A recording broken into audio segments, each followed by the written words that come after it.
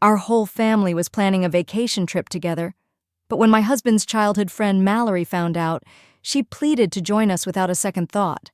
Henry canceled my plane ticket and gave it to her instead, arranging for me to travel on a hard seat in a 36-hour train ride. I looked over at my in-laws, and to my surprise, they all agreed with my husband's decision, so I went along with the plan. I took my train ticket and traveled west. I ended up staying away for 3 months, and the whole family was thrown into a panic. It was rare for my husband to get an extended vacation, so our family decided to go on a long trip together.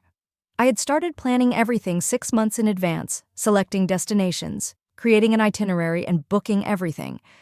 Since everyone in the family was so hands-off, I ended up in charge of flights, hotels, meals, and all activities. I didn't mind doing the work. It would be worth it as long as everyone was happy. Flights were hard to book, so I reserved tickets for the whole family. Early on, when my sister-in-law mentioned she had never experienced first class, I even paid out of pocket to upgrade everyone. Just before we were set to leave, my husband suddenly told me Mallory heard about the trip and wanted to join us. "Our flight is full, so you'll need to take the train. I've already bought your ticket." He sent me an electronic ticket for the train on WhatsApp. "What's the meaning of this?" I asked. "This is supposed to be a family trip, and you're bringing Mallory along?" "Of course Mallory wants to come, so I have to bring her along," Henry replied. I was furious when my sister asked to join us. "You were very clear this was a family trip and you didn't want to bring anyone from outside and just to have fun together. Now that Mallory wants to come, you agree immediately." "Mallory and your sister are different," he said. "We're closer than family. We practically are family." Scoffing, I spat. "I bought the plane tickets ages ago. Why do I have to take the train?" "There were no seats left on the flight, so I had to refund your ticket and get one for Mallory. The only option left for you is the train." Henry shrugged, not caring about my opinion. I looked at the electronic ticket he sent. It was for a 36-hour hard seat. "So you bought Mallory a first-class plane ticket while I sit for 36 hours on a train?" I asked in disbelief. He smirked. "Didn't you say you liked watching the scenery from the train? Here's your chance to see it all." I looked toward my in-laws, and my father-in-law quickly turned his face away. My mother-in-law tried to comfort me. "Camille, Mallory, and Henry have been friends since they were little. They have so much to talk about. It only makes sense for them to sit together. Just bear with it for now. We'll meet up once you arrive." My sister-in-law, Nicole, chimed in. "Sis, Mallory has a delicate constitution. There's no way she could handle such a long train ride. You're strong and healthy, you can manage." I laughed bitterly. Who is actually part of this family?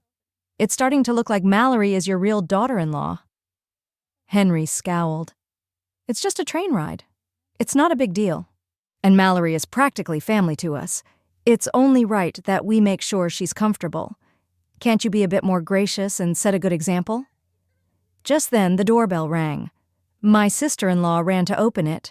It was Mallory. "Mallory, you're here. I've been waiting for you." Nicole enthusiastically dragged Mallory's 2 large suitcases into the house. "Oh, Mallory, I've missed you so much. If only you hadn't gone abroad, you could have married my brother and we'd all be family," she exclaimed as she side-hugged Mallory. On the other hand, my mother-in-law held Mallory's hand and chimed in exactly. "I always thought you and Henry would make a perfect match. In my heart, I've always seen you as my daughter-in-law. No one else could compare to you." They said this openly, right in front of me, without a hint of shame. At that moment, I felt my heart grow cold toward this family. Though Mallory and Henry had been childhood sweethearts, when the Baker family fell on hard times, she left the country without hesitation. It was me who helped the Baker family repay $500,000 debt, and out of gratitude, Henry married me. I had given so much to this family.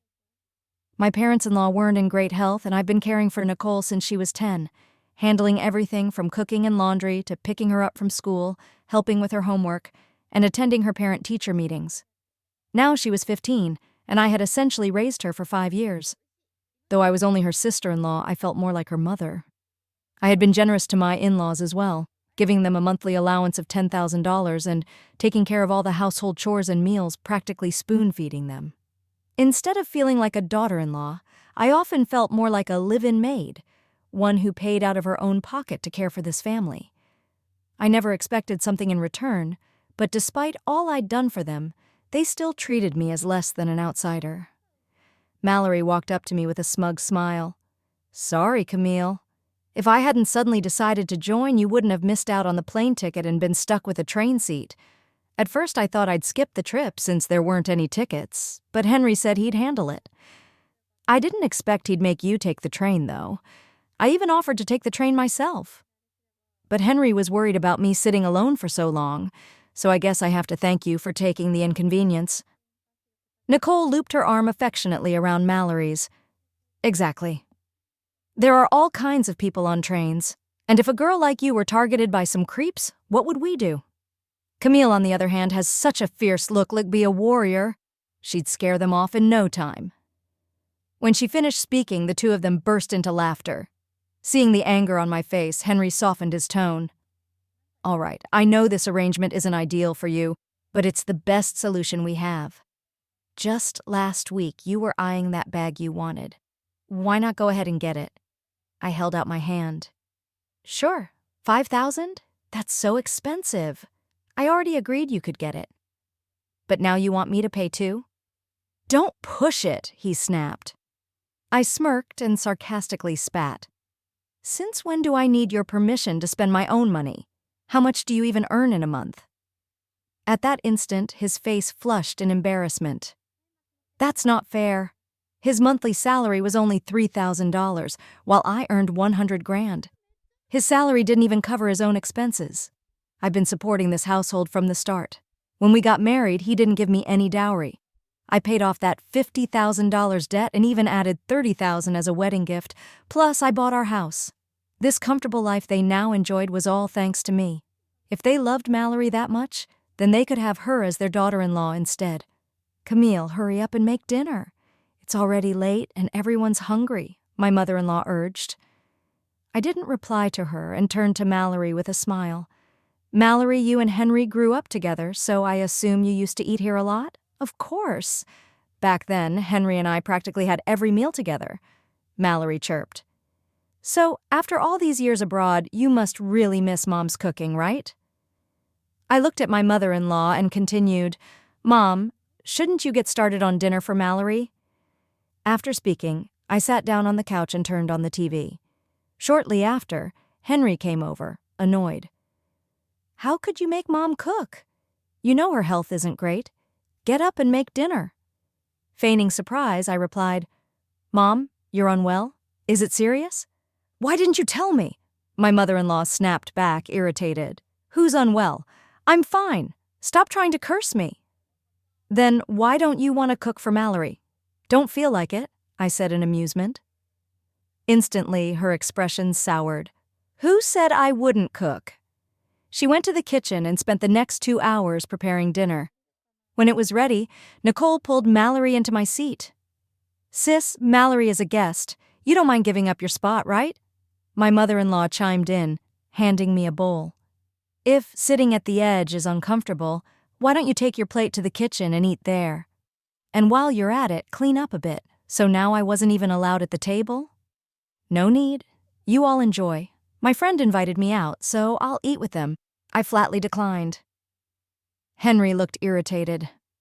"We're leaving for our trip tomorrow and you're still going out? Did you pack yet? Don't you have hands?" "Why don't you pack?" I argued back. Stunned by my response, he fell silent and I dead out. I treated myself to a high-end dinner at a fancy restaurant, ordering steak, wine, and lobster. With my own money, I could dine wherever I wanted. I stayed out until well past midnight, enjoying my time.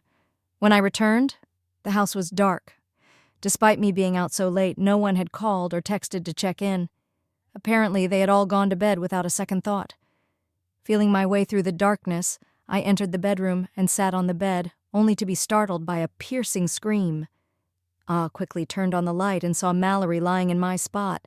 The sight made my blood boil. Without thinking, I slapped her across the face. Mallory burst into tears and Henry sat up, shielding her. "Why did you hit Mallory?" We were just talking and must have fallen asleep accidentally. Oh, really? So you just accidentally ended up in bed together holding each other? I hopped in anger. We were waiting for you. You were out so late, so Mallory stayed to keep me company. We talked for a while and then we fell asleep. It's perfectly normal, Henry thundered. Then why didn't you call or text me? Too busy talking with your best friend? And you two couldn't wait in the living room and had to come to the bedroom? Henry scowled. You're being unreasonable, Camille. I was done arguing. I turned to Mallory. I'm back now, so why don't you leave? Or do you expect all three of us to share the bed? Ignoring my remarks, Mallory clutched her face and whimpered. Henry, it really hurts. Henry, filled with concern, replied, I'll get you some medicine. After they left the room, I immediately shut the bedroom door and locked it. Then I changed all the bedsheets and covers, put on earbuds, and went straight to sleep. The next morning, Henry stormed up to me, furious. What was that last night? I knocked for a long time, yet you didn't open the door.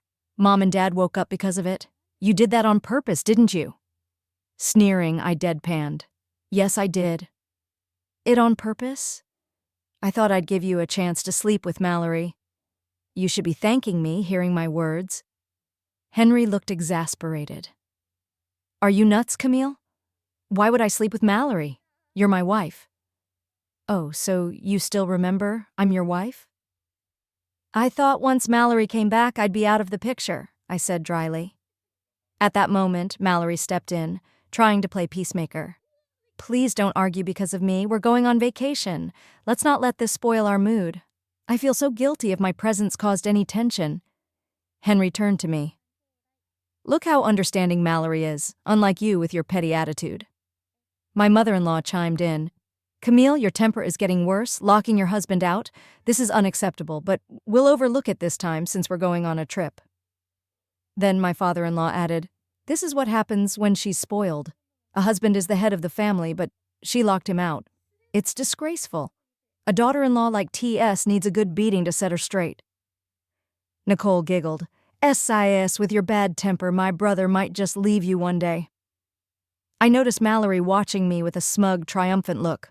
Without defending me, Henry pulled all the luggage in front of me and said, All right, we have to get moving to catch our flight. Let's go. My mother-in-law handed over all the bags.